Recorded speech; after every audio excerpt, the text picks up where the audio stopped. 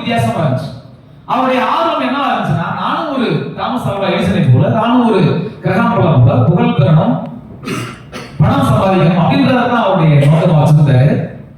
அதே நேரத்தில் இன்னொரு சாரா Albert Wright and Wilbur Wright, இவங்கள்ட்ட வந்து பணம் எதுவும் கிடையாது. இவங்க சாதாரண ஒரு சைக்கிள் மெக்கானிக்கா இருக்காங்க. ஆனா அவங்களுடைய பர்பஸ், அவங்களுடைய நோக்கம் மிகப்பெரியதா இருந்தது.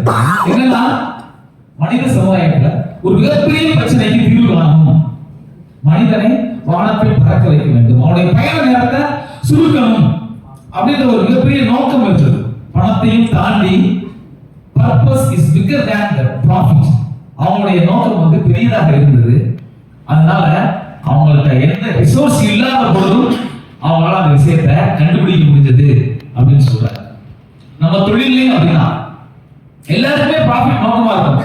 அதை தாண்டி ஒரு பெரிய நோக்கம் யாருக்கு இருக்கோ அவங்க செய்யக்கூடிய தொழில நம்பர் 1 இருப்பாங்க, ஒரு சிறந்த இடத்தை பிடிப்பாங்க அப்படின்றதான் சைமன் சினக் அவருடைய இதுல சொல்லியிருக்காரு.